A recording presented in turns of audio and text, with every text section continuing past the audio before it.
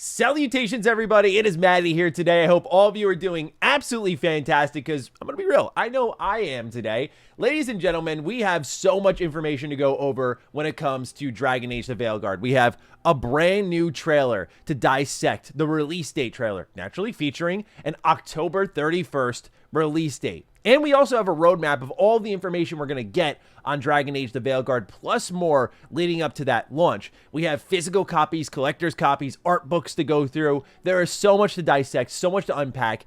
I was already on board with Dragon Age the Veilguard, but I saw this trailer, I was like, yo, how are we not like just being okay, like cautiously optimistic at the least? I mean, I just, as someone who's been very critical of BioWare for these last few games, am trying to hold myself back because I'm like, look, I don't want this to sting if it doesn't deliver. But what I'm seeing here, just, it looks really good. Like, Morrigan's back, Solus in wolf form. Like, oh, man, if they just deliver on some choices, some good writing, we got a little touch of romance and character interaction away from all the combat. Like, there's some good stuff here, man. I'm so excited to talk about it all. But before I do, I'm also really excited about food, so let me tell you about today's sponsor. Attention, busy people. Pay attention to Factor, okay? What do I have here? Creamy Parmesan chicken.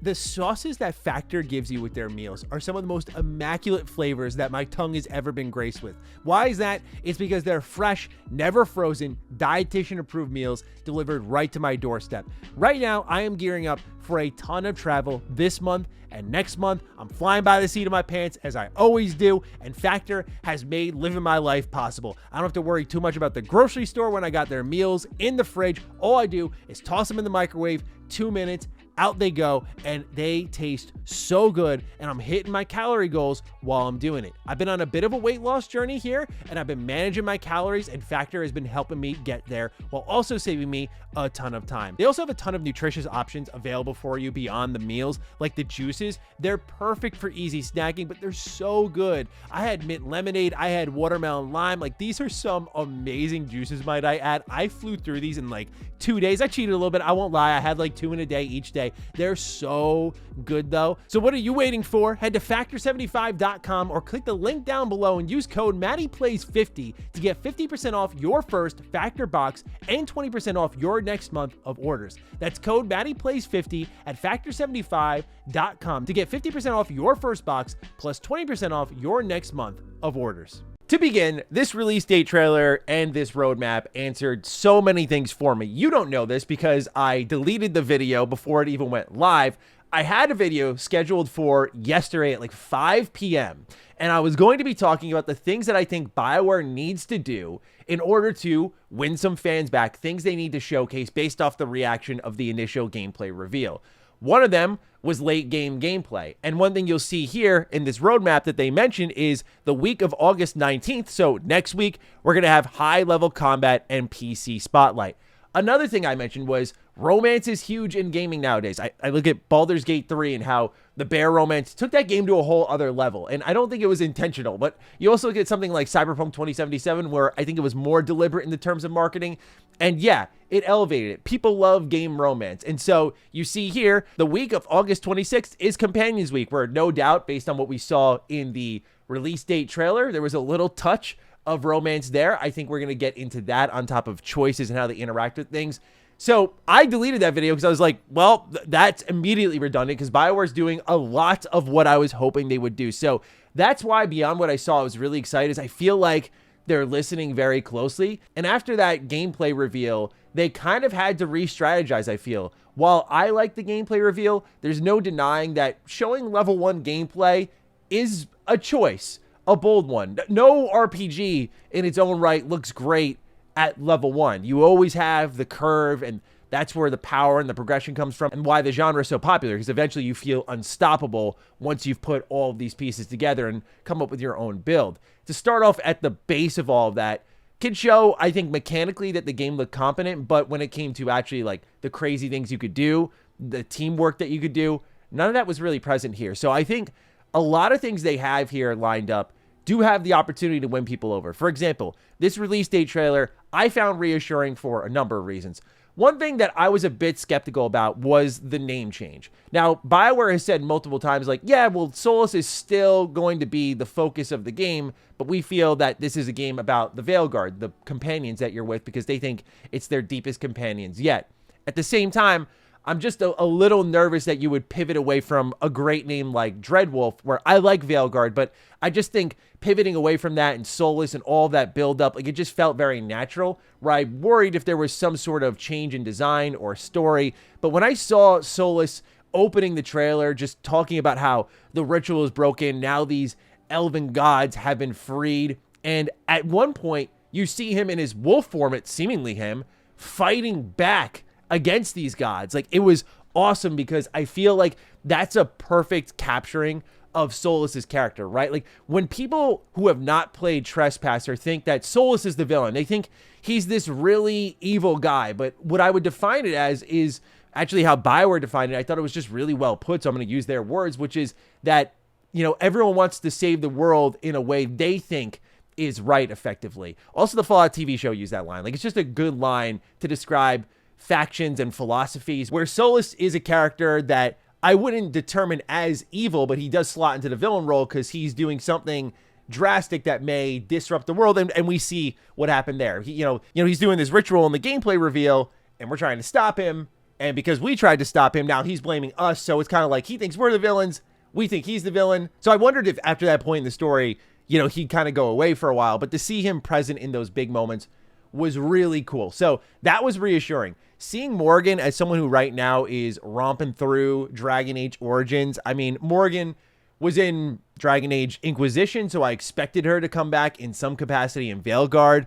I'm going to lose my mind if I see Liliana in Dragon Age the Veilguard, man. She's my favorite character, but Morgan's right there next to her. Just both excellent characters, but no doubt, Morgan has such a huge impact on this franchise. And when you think about what's going on between her and Flemeth and her new appearance, it makes you wonder a little bit. So there's a lot to unpack there as well. A lot of the environments were dark. A lot of them were dreary. I kind of liked this because I feel this reminded me a bit, not totally before anyone loses their minds. It's one of my favorite games of all time, so don't think I'm shortchanging it, but it did remind me a bit of Dragon Age Origins in that everything had a level of feeling run down, or nothing happy was happening here. And I like that because I feel like in Inquisition, it pulled you out of the plot sometimes because the world felt very normal despite the ongoing circumstances with the Veil. And so, yeah, to just see this kind of capturing that tone, knowing it's a lot more linear as well, and seeing what some of these characters are going through. Like, I can't believe I'm saying this after playing Inquisition, where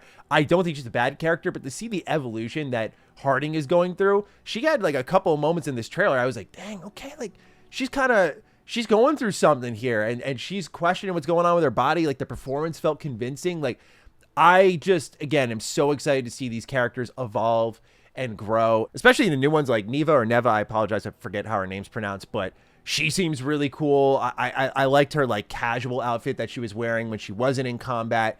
She seems to be like a group leader too. So I just am very excited to meet these characters, get close to them, and of course, pumped for this roadmap. Again, taking a look at it here, we have August 15th, the release date trailer and announcement dropped. Next week, we're getting high-level combat and PC spotlight gameplay.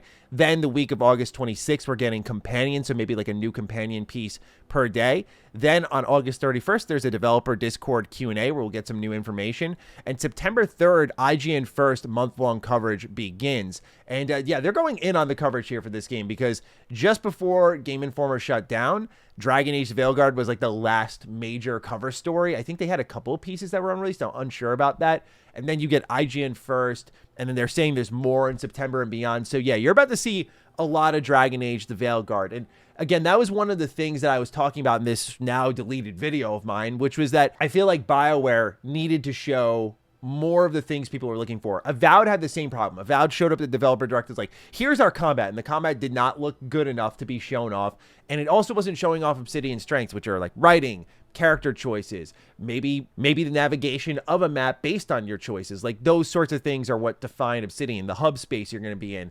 And so they took that feedback, and I think between the story trailer and the deep dive of gameplay from the Xbox podcast, they put something more comprehensive together that really fit what people who are fans of their games are looking for. And so here with Dragon Age the Veilguard, it looks like coming up with some of the high-level combat, this is something that can pull them out of the hole, showing what this combat system can evolve into. I hope they show progression as well. Like, okay, you level up. What happens when you level up? Show different classes. Showing the rogue, like a squishy rogue who jumps around and dances around, is a choice. There's still the mage, there's still the warrior, so I want to see all of them, and I hope they really dive deep into them, and more than anything, dive into how this game's very Mass Effect-like, where you have those companion abilities that sync up with your own, because I think a lot of people aren't sold on that, so I'm hoping that they show that. Again, this is something I mentioned in that video, where I just think if they go in on that style of gameplay, it can probably win a lot of people over. As for the October 31st release date, I think this is in an okay pocket. Man, I'm so excited. No doubt I'm going to play it, but I look at how much is coming out in October, and I do feel that with the very kind of thin November approaching in comparison to October, this game would have been better served like a week or two into November, personally, if you ask me. But I guess I'm not going to really split hairs here. I get it. It's, you know, a day off of November, so who am I to complain? But yeah, excited nonetheless. We'll make as much time as needed for Dragon Age: The Veilguard. Simply just cannot wait to play. And it looks like, fortunately, BioWare has a lot to keep us busy as we approach that launch. Now, we have much more to get into today because there are also additions that have been announced, and fortunately, unlike in typical EA fashion, they're not very confusing, so let's go through them. First, we have here the digital editions, which you'll see here are the standard edition and the deluxe edition. The digital edition that's standard is going to go for $70 on consoles and $60 on PC. And you'll see here with the deluxe edition, it includes obviously the game alongside a bunch of cosmetics, the Rook cosmetic armor sets, the companion cosmetic armor sets, all of them different. Also, all the weapons have different cosmetics, which I found to be very interesting because I wonder if this means there will be like a transmog system of some sort where you can have certain weapons that are really powerful and then change them to look like other ones. So I'm very excited for that. But yeah, this is going to come with the deluxe edition, which goes for $80 or $90 on consoles. For me, a little too rich for my blood for skins. I'm not a big skin guy, so I'll pass on this and just go for the standard edition, if anything. There is more, though. This one did get me. It is the pre-order bonus, and they are trying to weaken you. As you can see here, they have the Blood Dragon cosmetic armor, and it is applicable to the Warrior, which it looks beautiful there, the Mage, and the Rogue. I remember Kingdoms of Amalur Reckoning did this, and they also did it with Mass Effect armor, too, and it was just so cool looking. There's something about that blood armor in Dragon Age Origins that just so nice. So yeah, I know we don't pre-order here, but I'm kind of side-eyeing that going, oh, this looks kind of fire. So that's there if anyone's interested. There's also a separate collector's edition that does not include the game. I used to be very against these types of things, like why don't you include the game? But as someone who's an even bigger collector now, I kind of like that people have the option to get the game digitally, and then if they want, pick up physical goodies separately so that they don't inherit a ton of junk or shelf space that they're not going to really utilize with the game. So here it is the Rook's Coffer edition, which again does not include the game. It arrives with a light up lyrium dagger, a map of Thetis with a quiver tube, Rook's deck, which is a deck of cards in the Dragon Age art style that I absolutely adore. There is a potion flask, which is pretty cool, an enchanted die, and this goes for $150 US. So actually not too bad. There's also the companion litho print, which you can like frame and put up on a wall. Looks really, really cool. There's also the Dragon Age: The Veilguard Varantium pack, which comes with a steelbook, the collector's box, as well as a notebook, and a metal poster of the art that was actually first revealed with Dragon Age Dreadwolf. And this looks pretty good as well. And last but not least, there is the art of Dragon Age: The Veilguard by Dark Horse, which is the standard edition going for $50. It's a 256-page art book with a behind-the-scenes look at Dragon Age: The Veilguard. So yeah, a lot to spend your money on. This kind of gives me Fallout 4 vibes where they timed the release date announcement with all of the merch. And so here you go. Go spend all of your money, will ya? If anything really interested me here, it would be the Rook's Coffer edition. I thought the light up lyrium dagger was kind of cool. But the thing I'm starting to realize with some of these collector's editions is I don't have places to put the things I get. Like I see the objects, I'm like, oh, awesome, cool. And then, you know, I go to get them and I realize I'm like, I don't really have a spot to put all of this. So why did I buy this? And so it kind of just sits there for a little bit. Like, for example, you can see way back up there is Persona 3 Reload Collector's Edition. And it comes with a really awesome Aigis statue. And I have yet to set it up. I just have a nice box there, which is cool and all. But yeah. Otherwise, though, I mean, I've said it a million times. I think the game is looking really sharp. I'm very excited. I was very happy with how much blood there was. This looks more bloody than what we got with Dragon Age Inquisition. This looked a lot more like it was taking itself seriously, which I appreciate. Not that Inquisition didn't, but this really looked like on another level in comparison to that. And so I'm very, very excited. And again, it reminds me of, and I think this is why it's not resonating with some people, Dragon Age 2, which I've played through 3 times, and I'm about to do a 4th playthrough. And on playthrough 2, I really appreciate it more. Like when you're in that launch window for Dragon Age 2, it definitely doesn't resonate. But in that second playthrough, away from the zeitgeist, away from the noise, taking it for what it is, I think that game's really actually great in a lot of ways. And I feel like Dragon Age Veilguard pulls a lot from that and evolves a lot of the ideas that were left on the table there and fully realizes them. So I'm just very excited for Dragon Age Veilguard, excited to see more. And with that, ladies and gentlemen, I hand it off to you. Has the public opinion changed? I don't know. I didn't really read online. I just saw the like to dislike bar for this newest trailer actually didn't look too heinous. So I'm wondering if some people went, okay, not bad. We'll see. I'm sure everyone's already let me know down below, but fire away if you have yet to. Let me know your thoughts on the game. And with that, take excellent care of yourselves, and I will see you in the next video. Stay sexy, stay active. I love you all. Peace.